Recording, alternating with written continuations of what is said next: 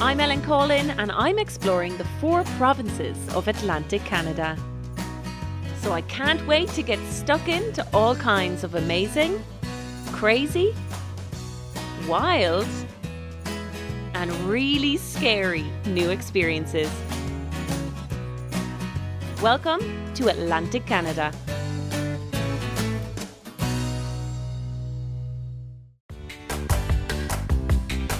I'm starting my journey at the most easterly place in North America, looking out over the wild and windy North Atlantic. After the warmth of Nova Scotia, I really need a big coat here. Hello and welcome to Newfoundland and Labrador. This is Kate Spear. I was told to come here today because it was beautiful, but I never thought it was going to be this breathtaking. Let's go explore.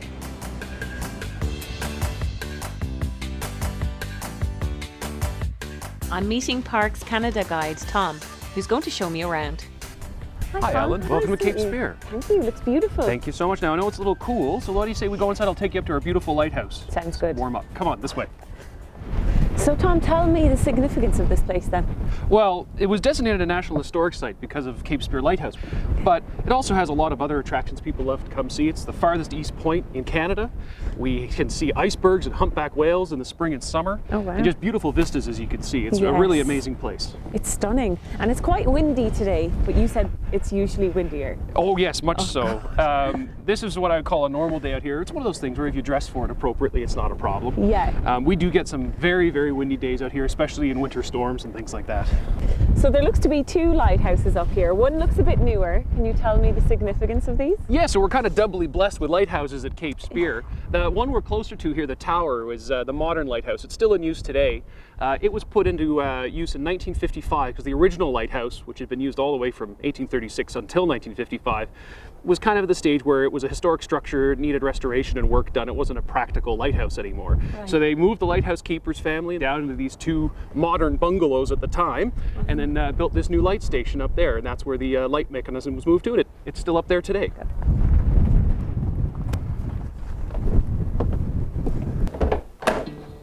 All right, welcome to Cape Spear Lighthouse. Wow. It's beautiful. Yes, so the building was restored to its original appearance in the late 70s and early 80s, and we've maintained it that way ever since. So the family's actually lived out here, usually the lighthouse keeper and his wife and their children if they had it, and then another young man, a lighthouse keeper's assistant, who would be learning the trade to take over or move to another lighthouse in the future. Wow, what a beautiful place to live. It is. So a lot of people are kind of amazed when they come in and kind of how nicely finished the lighthouse is. It was kind of a big attempt to show that Newfoundland was going to become a shipping and fishing industry leader in the North Atlantic.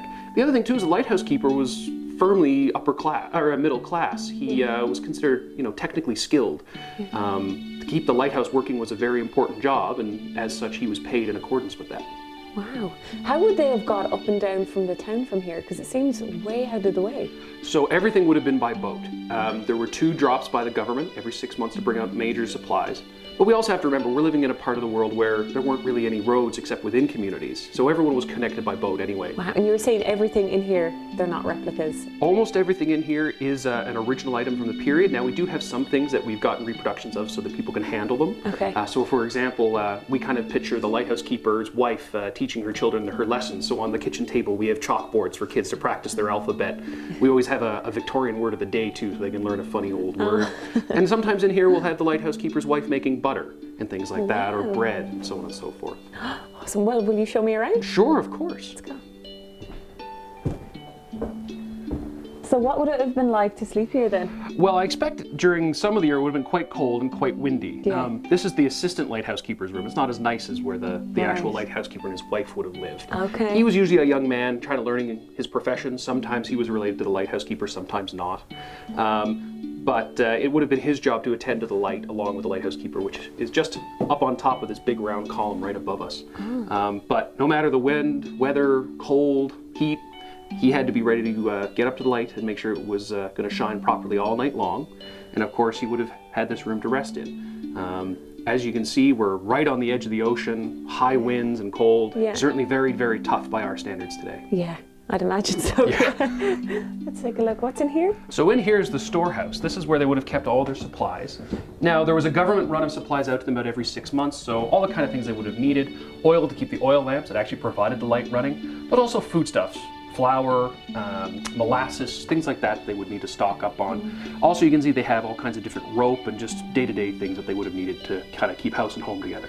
Oh, storeroom. Exactly. Nice. All right, well, I think we've had a good look around inside, but if you'd like, there's something kind of interesting on the lighthouse exterior I'd like to show you. Oh, lovely. All right, well, let's just head down the stairs. Cool.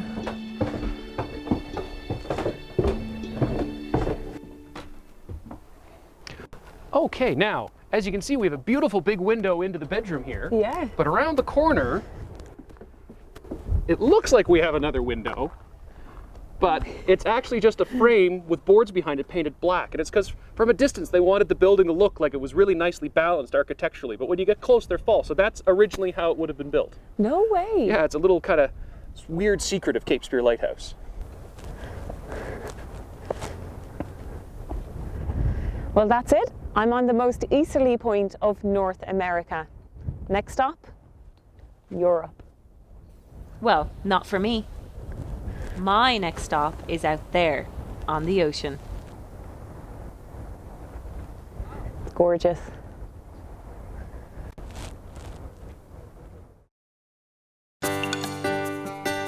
I'm boarding a ship called the Iceberg Quest. Can you guess what it does? Yes, we're setting off in search of the many icebergs that pass these waters each year. As we pass the pretty coloured houses that line the cliffs on the exit to St. John's Harbour, the vast expanse of the Atlantic Ocean opens up before us. The rugged cliffs that line this coast have been pounded into their iconic look over the centuries, but provide a great defence too. So at the moment, we're just on the way out of St. John's Harbour. It's a bit bumpy at the moment, but we're on the Iceberg Quest. We're hoping to see some icebergs and some whales, but all I can see is a lot of ocean at the moment. Just keep your eye for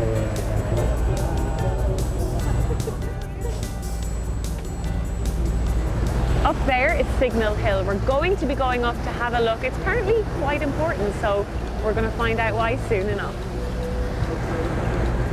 As we turn and follow the line of the coast, it's really getting rough in places. He's falling all over the place.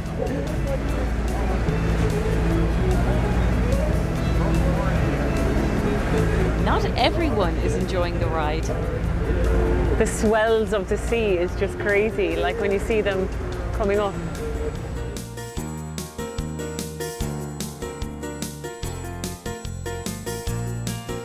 As we pass Cape Spear, with the lighthouses I visited earlier clearly visible, we can just see an iceberg lurking in the distance.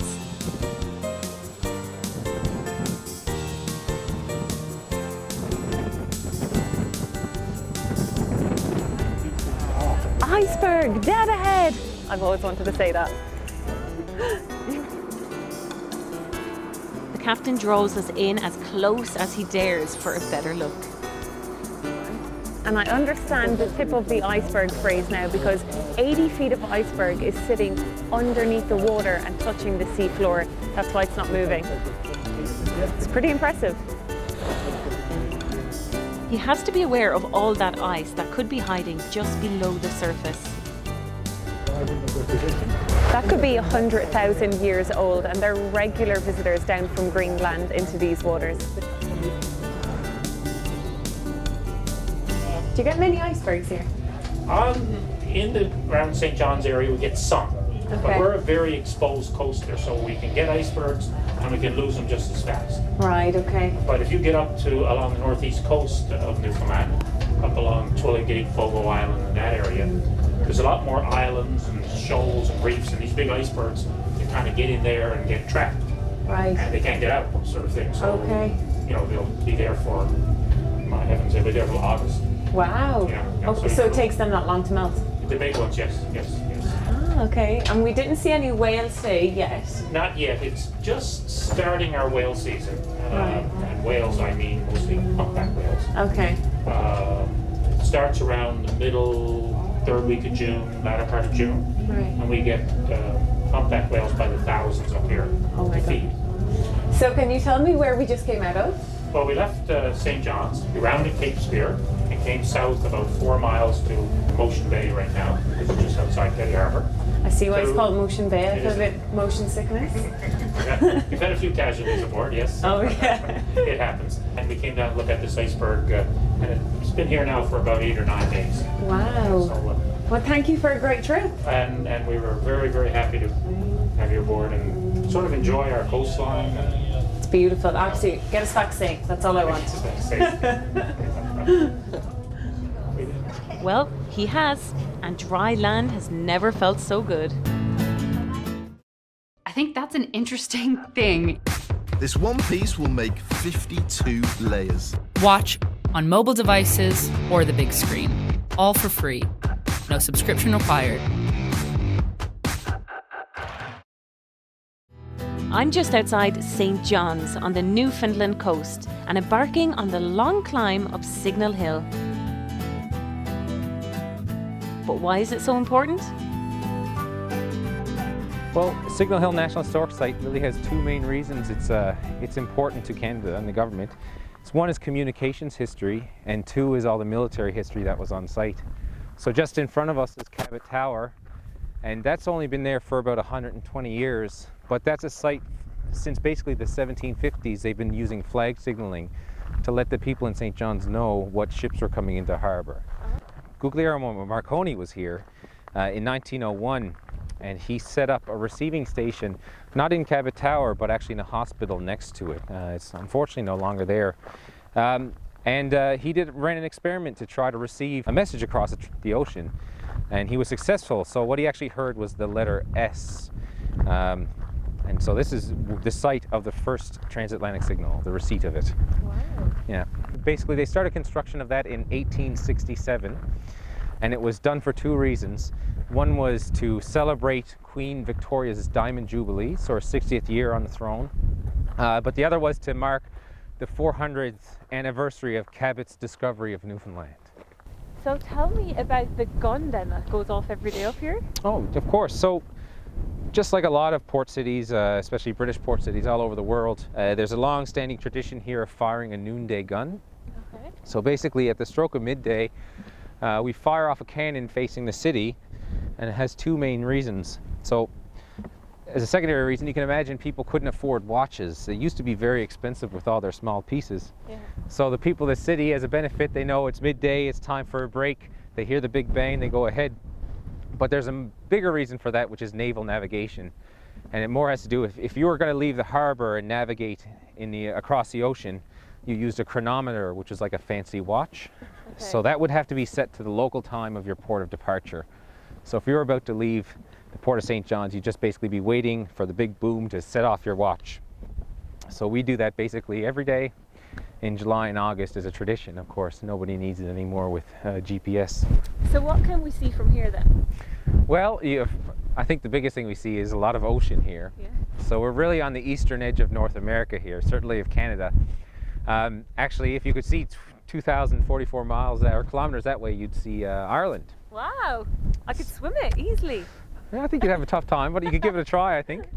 No, but what else you see in front on site? It's our North Head Trail there, which is a great hiking trail that's known all over the world. But we'll have sometimes 3,000, 3,500 people a day hiking on that trail, and it looks quite rough and desolate. Yeah.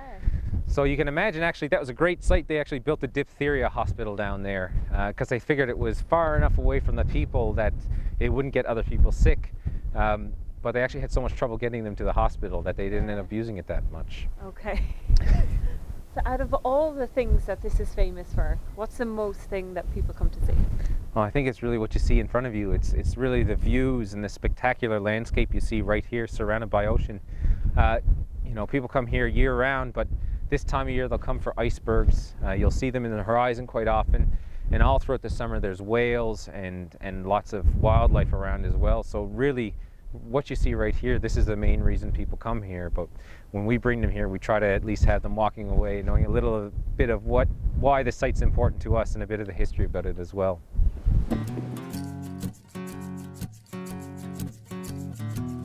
Inside the tower, the story really comes to life.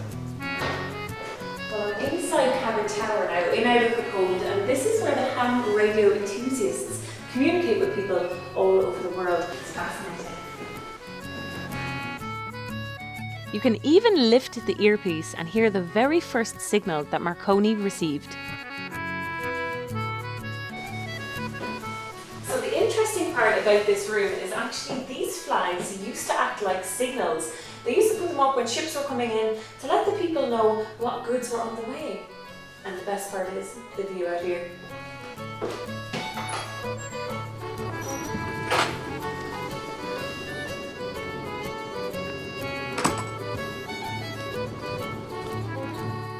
It really is the perfect viewpoint for the city of St. John's. And from here, it's easy to see why it's such a perfect natural harbour. Down on the headland, there are even more beautiful views. And I can even see my hotel on the quayside. Which reminds me, I need to go back and check in. Driving back into St. John's, I'm intrigued by all the colourful houses, which originated when fishermen used their leftover paint from their boats to brighten up their homes. Right by the harbour is the Murray Premises Hotel. And sales manager Buell Parsons Patel is on hand to give me some of its history. Well, the building was built back in 1846, so it's the oldest of the mercantile buildings here in St. John's. So right here on the Water Street area, this is where all the schooners used to come up. So there was no road there, and they used to bring in their provisions and to the merchant here and just exchange it for food and whatnot during the winters. Back then, in the 18th century, it was a pretty harsh in Newfoundland, and the fishery was the backbones of the industry. So over the years, then it was turned into, it was warehouses, so it's salt, it's been a machinery shop, it's just been a variety of different of businesses. And back in the 70s, it was slated for demolition, and the Historic Trust Foundation got on board and they preserved the building, so it was saved from destruction. Wow. And it took many years for them to restore the building. They tried to put it back to as much of the historic building that it was, so they kept a lot of the exposed beams, a lot of the exposed brick that you might have seen throughout the building. The hotel with 69 rooms in total, there's no two rooms alike. Yeah, I was just about to say, all of our rooms are different. They are. They're almost like log cabins as well. They're very homely. You're seeing a lot of the exposed beams, and you will see a lot of that throughout each room. So what do people do most when they come and stay here? Well, there's a lot of history with St. John's. So Kittavity Lake is there. They have the brewery. We have the historic Signal Hill. We have Cape Spear. We have the Geo Center. And then a lot of people too will come in. They're doing the walking adventures. So we have beautiful, beautiful walking trails around here. It'll take you right throughout the island. So a lot of people will start here and they'll do a part on the East Coast Trail, and then they'll just move further on to other towns and then pick up from there as well. Time to check out my room.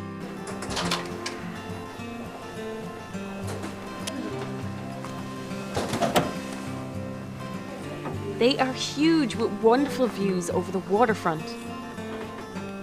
Nice bathrooms and very comfortable.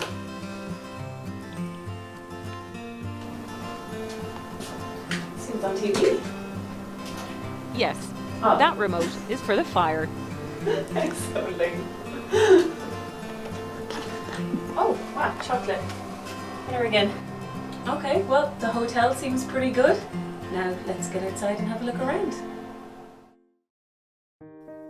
My first stop is at the Blue on Water restaurant, where I'm meeting Erin Skinner from the island's tourist board. Hi, Erin. Nice to meet you. Nice to meet you too. How are you? Good. Thanks for having me. It looks beautiful. Thank you. Please sit. These look so good. You got the onion rings? Yes. Delicious. So nice. I got the salt fish cakes with pickles. Wow. Obviously, seafood is a big thing here. Massive. I mean, the population was settled because of the cod industry, and there's tales and photos of people being able to walk across the water. There were so many codfish. So now it's a very heavy, heavily regulated industry, but you know, cod is king around here, and we do crab and lobster and all kinds of other shellfish, but cod for me is my favorite. It's the best. Yeah. So is this the best restaurant around for seafood? Definitely one of the top restaurants in St. John's for seafood. I mean, it's blue on water. It's all about the water seafood. The harbor is right behind us, and they get their fresh catches every day from the local fishermen. So it's their menu is constantly changing based on what the fishermen are bringing in every day. Yeah. Let's dig in. Yeah, great. Enjoy.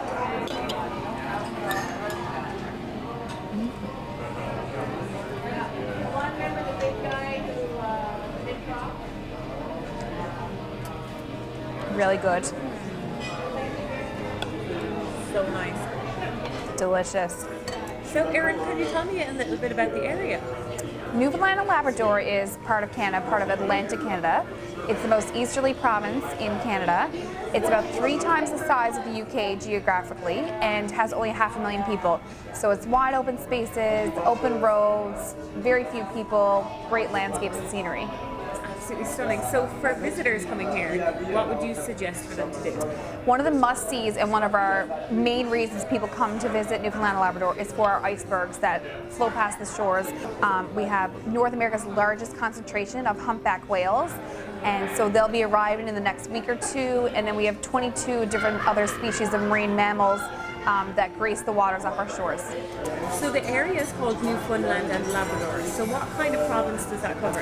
It's a very vast region of Canada, like I said, untouched landscapes, large vistas. This side of the province is where you're going to see the icebergs and whales. In the central regions, you'll see really quaint and colorful fishing communities, boats in and out of small harbors. On the western part, near Grossmore National Park, is where lots of people come for hiking excursions. The Long Reach Traverse of the Appalachian Mountain Trail is there. And then in Labrador, it's untouched wilderness, kind of last frontier, large caribou herds, moose herds, and even some polar bears too. Well, that's a second person in an hour telling me about the remote areas, so I obviously need to go there next. That was so lovely, Erin. Thank you so much. Thank you so much. I look forward to exploring the whole place tomorrow. You're going to have a great time, so enjoy. Thank you. Chat soon. Bye. Since people keep telling me to explore the remote regions of Newfoundland and Labrador, I'm heading out from St. John's towards a small community called Ochre Pit Cove. It's about a 2-hour drive from the capital, but as I pass the seemingly endless forests along the way, there's a regular little tease of the stunning coastline that lies ahead. So I've decided to head north for a day or so to this beautiful place called Adams Cove. I'm going to meet Laurie here, and she's going to show me how to forage. Hi Laurie. Hey, how are you? Good, how are you?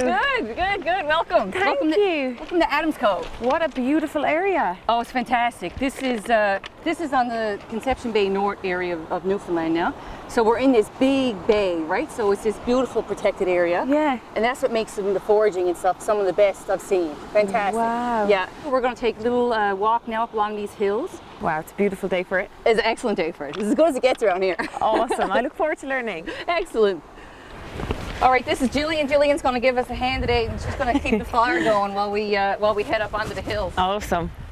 So what are we going to be looking for today then? Oh my gosh, there's so many things here. We're really at the beginning of the summer in Newfoundland. We're a people of hunters and gatherers and foragers here, right? Yeah. I mean, nothing grows here for 9 months of the year. Yeah. So it's really important to get what you can when it's available, right? So here's a prime example of what we've come looking for. This is so these are spruce trees, and these are spruce tips. You've probably heard about them, have you? No. Once they start to open up, they've kind of passed their beauty stage. So I'll dry them now, put them in the dehydrator. We'll use them fresh. I'll give you this little bag, and we'll collect some of these. Brilliant. Just pull the little paper off the top. So what do these taste like then? Oh, just give them a taste. You have to pull off just a few. First you get an acidity. Yeah. Like a lemon peel or something, yeah, right? Exactly. I say that I think for every flavor that we already know, I think you can find it out here to substitute. That'll do. We'll put a little bit of that in some of our tea later. But I mean, we don't actually have to go far at all, right? I mean, yeah, it's right on your doorstep. We go back here. This is garden sorrel. Grows all over England and Ireland and all over the place. Like if it stays this temperature, it's about 15 degrees Celsius now, right? Yeah. If it stays this temperature, we'll have wild strawberries. But I also pick the flowers. But of course, if you pick the flowers, you're not going to get the berry, right? Okay. So I only pick a few flowers, but we dry them and I'll put them in teas. Ah. Again, you don't want to take more than you need. So that's all we're going to need. We're just right here. We didn't have to go far. We haven't got to go far at all. So these are juniper grounds, and of course juniper most known for gin, right? Oh, so didn't know that. Yeah. So that's your gin. That's what gin's made of. Is the juniper berry. Are we going to make our own gin? Not today. Damn it. But there is a company here in Newfoundland now, new brewery. It's all about taking our land and putting it into our products. Yeah. That's what'll help rise up, right? And exactly. You know, the tide floats all boats, and that's the idea right here. So you'll see this one. Mm-hmm. These are gorgeous. Wow. These are like some of the biggest ones I've ever seen, actually.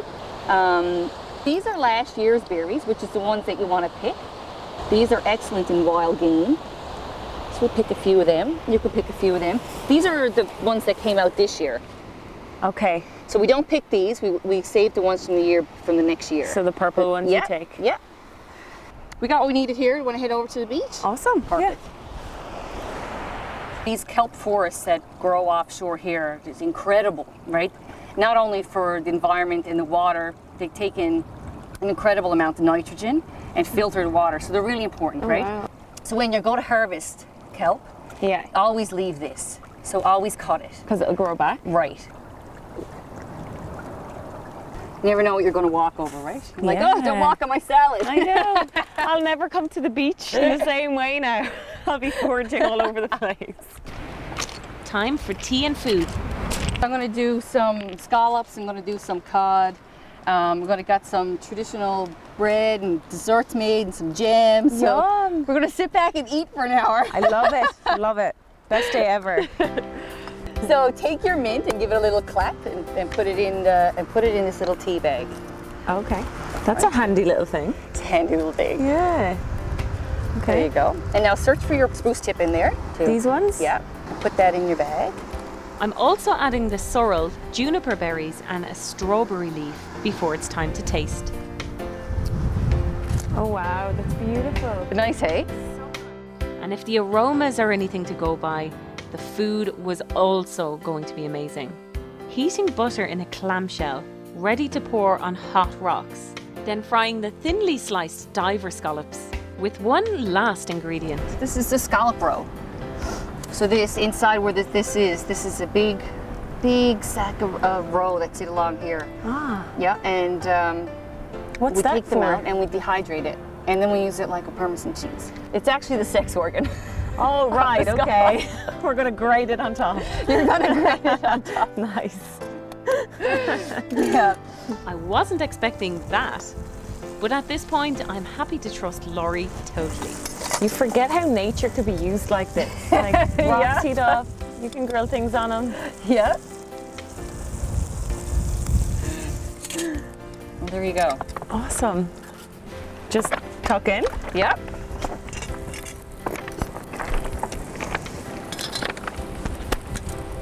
Oh my God. This is beautiful. Wow. I've never had anything like this. I definitely will take that job. This is amazing. I'll be back. Wow. That is so gorgeous. Yeah. The butter as well with it is just beautiful. For the next hour, Laurie is delighting me with her many mouth-watering tastes. She obviously loves this role, and I love eating her creations. Perfect. It's done. Here. Oh, it's freezing cold. You ready? No. Yeah. It's pretty cold this time of year. We don't have any bad days around here. No, I'd say not. I'd say not. It's pretty stunning. So where'd you go tonight then? So we're off to the Ochre House. We got the Writers' Festival up there. Oh wow! And it's 5th year running. Okay. So I'm gonna leave here and go get over there and get cooking and cook up a feed. I think we got about 50 people coming tonight. Oh wow! We got some fantastic writers, some of the best that come out of Newfoundland, Labrador. So that's what we're up to. Brilliant! I might see you there. Yes, drop over. Definitely. I haven't got enough of your cooking yet. The Festival of Orchard Pit Cove might sound like something from a dark Hollywood thriller, but in a community like this, anything that brings the people together is always welcome. It's primarily a book festival, but also has music, and this year, for the first time, what they are calling a pop-up meal, with Laurie creating a gourmet delight for the local residents. Communities like this are so far from the main cities. Events like this really bring people together, and it's really lovely to experience it actually. And all of the food has been foraged from the area and made, and it's absolutely gorgeous. You couldn't get it better anywhere else in the world. Wanda Crocker runs the local general store and knows all that goes on in this place. You've been here for 30 odd years? 30 years, yeah. Wow. This is my 30th year out here. What's it like living in such a small community? It's very calming. You know, traditionally these were, fishing communities. Like years ago, people would do a lot of fishing, like in Labrador, and come back and do some of the inshore fishery here. After the cod moratorium in the early 80s, a lot of things changed here. A lot of people really didn't have much of an income anymore.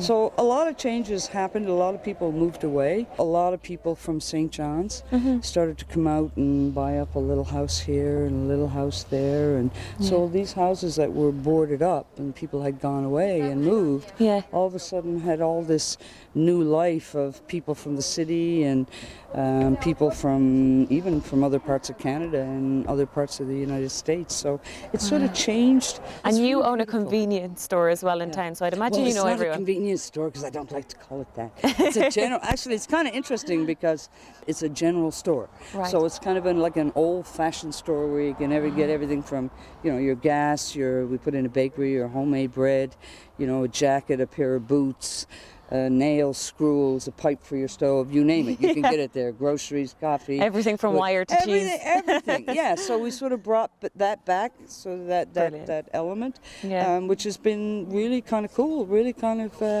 neat. I mean, if I was to look out right here, in my view, right here, this guy is from here. He's always lived here. These people, one is from Ontario, one is from St. John's. This one across the street, that was just bought from someone from away. These people up here are here all the time. They're from here. So you really have that sort of cross, and I think it was very different for people in the community in the beginning because they wondered, like, why are you coming here? Yeah. Like, there's nothing here, but there's a lot here. Back inside, and the book fair is playing host to a number of local authors who are each giving readings from their latest works. I love how welcoming this community is, and it really does feel like everyone knows everyone else. And the night is rounded off with some music, again from local musicians. There's somebody I'm longing to see. I hope that he turns out to be. It's been a great day and so different to the city life of St. John's.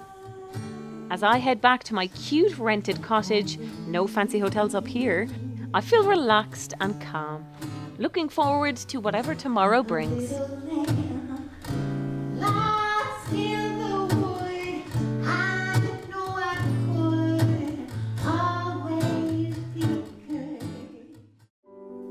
I'm in northeastern Newfoundland and making the most of a little free time to join in one of the main pastimes for those who come here, hiking. This is Conception Bay, on the edge of the North Atlantic, and the rugged coastline is peppered with small coves, sandy beaches and cute little villages. In the north, near a place called Flamborough Head, is yet another iceberg, nestled up against the cliffs, and probably settles on the sea floor. It's a wild and desolate region, but captivating with its beauty. There are actually plenty of houses along this coast, each with a good amount of land. But people seem rare. Where are they all? It does mean that you can get a whole beach to yourself, which is a bonus. There are plenty of well-maintained hiking paths, and every so often there are also ways down into some of the more secluded beaches. Well, I'm not one to miss an opportunity. Oh wow, look at this.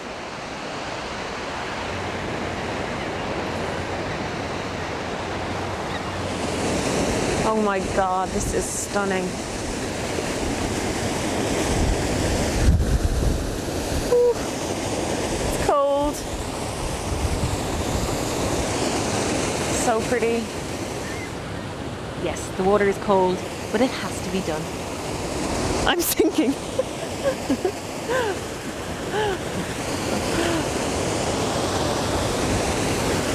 This is absolutely beautiful. I feel like I've just discovered something. This was tucked away just behind this forest here behind me. Beautiful. Seagulls. I can't believe I've just stumbled across a beach like this. The sky is just amazing and it's being reflected in the water. It's like a piece of art and I have it all to myself, besides the seagulls, obviously. It truly is a stunning coastline, and I'm sad to have to say goodbye. But it's time to head back south, as I apparently have a zip line waiting for me.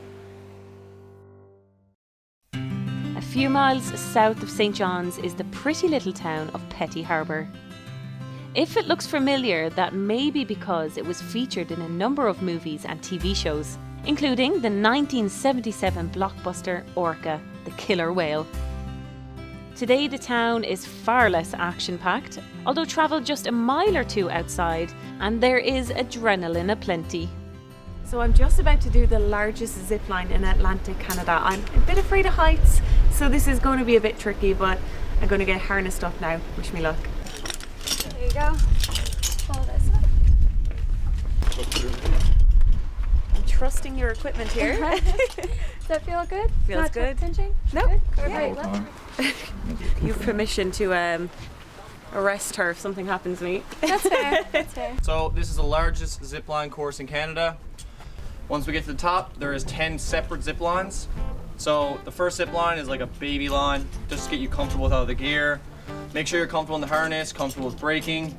Once the team have given us the safety briefing and made sure all of the straps are securely fixed, it's time to head to the top of the nearby mountain. Suddenly it all just got serious. You just gotta sit and hang out and enjoy the view. The first line is a practice line, so that shouldn't be too hard, should it?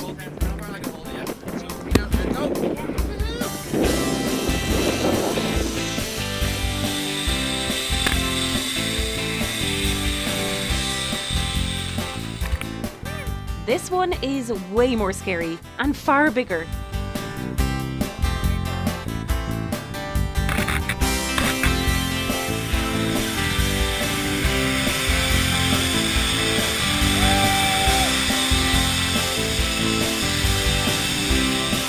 The instructors apparently saw a moose beneath us on the line, but I was too busy concentrating on staying alive.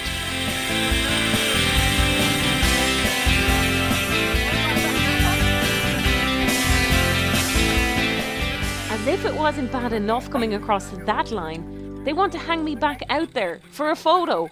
So now we're going to ask you to put your hand on the other end of the line. Yeah, and spin yourself around. Yeah, there you go. Keep going. Yeah, there you go. And then take your right hand off. Yeah, there you go. Picture's done. It's time for the next line. That was terrifying. It went from the smallest line, that was the practice line, to the highest line. So I wasn't expecting that, but luckily I had Rob at hand to bring me across, which was a lot more satisfying for me.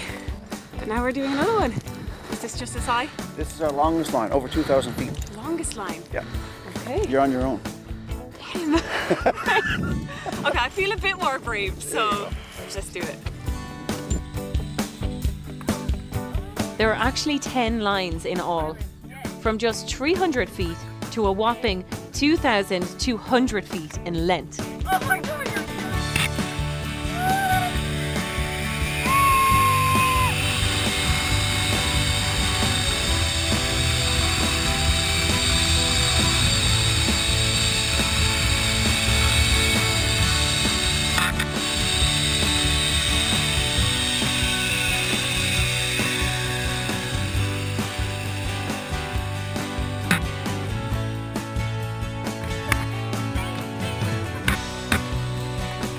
All the guides are fully qualified and certified in the safety aspects.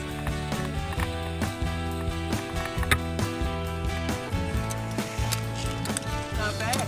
Woo! I'm crying. Not bad. I'm actually crying.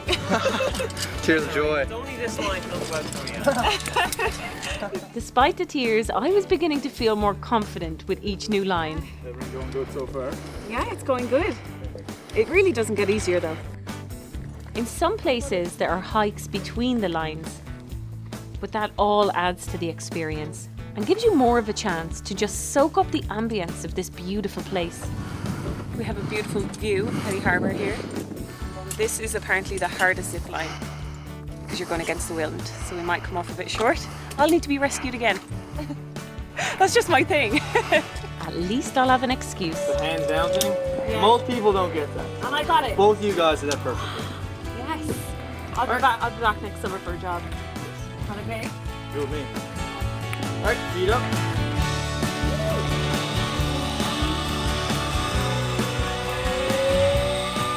On the longer lines, there's even time to take a look around at the scenery.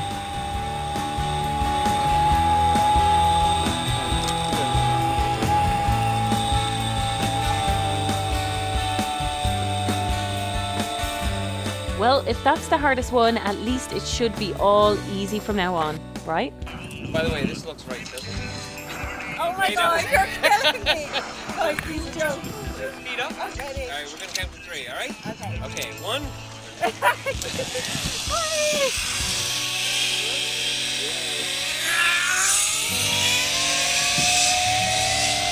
Just as I thought I was getting the hang of it, Rob was about to give me a shock.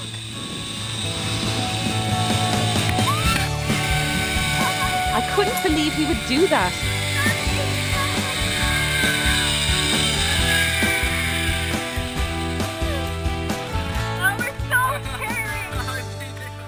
Well, at least I no longer felt like I was going to crash to the ground. So we've taken a little break from ziplining, but I've been brought up here to Tracker's Cabin. A man used to actually live here up until recently enough. But yeah, they've reconverted it, so let's go take a look.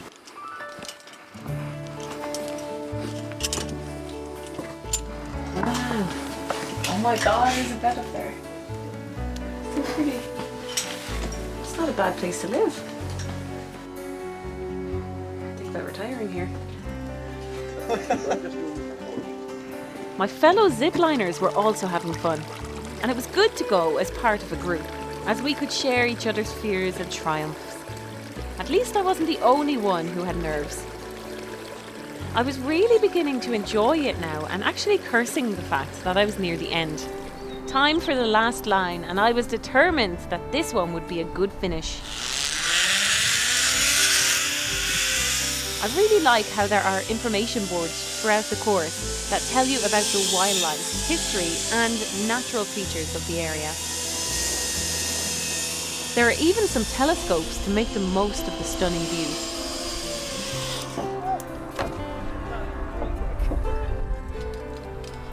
That was so fun. I was actually afraid to do it because I'm terrified of heights, but once you do the first one, the second one is the highest one apparently. So once you get that over and done with, it just becomes fun and you end up watching the view the whole time. So definitely something you have to do if you come to Newfoundland and Labrador. Back to base and feeling much safer, there was time for a quick chat with our host. Thank you so much for that, Rob. It was unbelievable. It was a pleasure. You enjoy it? I really enjoyed it, yeah. I wasn't expecting to enjoy it that much. Yeah. What was your first favourite part? Probably... Not the hammock. Forget the hammock. Yeah, okay, yeah, no, I was going to say the hammock. The relaxing bit. No, I think when I got into it, maybe like the 4th or 5th line. Yeah. That was probably my favourite part. You got a bit of confidence and comfort on Bit of confidence, yeah. And when you absolutely frightened me to death, when you it's all came in part of behind it. me. Yeah, that was, looking back, it was funny now, but not at the time. You got the adrenaline flowing for you? Exactly, it definitely did, yeah. Everybody heard that scream. And once you're up there and you're over the fright of the first one, the views just make it so worthwhile. Yeah, we were lucky. We've had icebergs in Petty Harbour all year, and with the exception of today, there is one off Motion Rock. You can see icebergs most spring, and the whales are a little bit late coming in this year, but you can see the whales from along as well. That's amazing. Yeah. Well, I hope to come back someday. Well, I hope you do every year. Let's make it an annual thing. Yes, I'll have to. All right. Thank you so much. Cheers. And I actually would. It was great fun. Next time, I finish my visit to the province by becoming an honorary Newfoundlander. Before flying back to the mainland and my last province, New Brunswick. I'll discover the French Arcadian roots of this coast, and I'm into the wild to watch bedtime with the black bears. See you next time.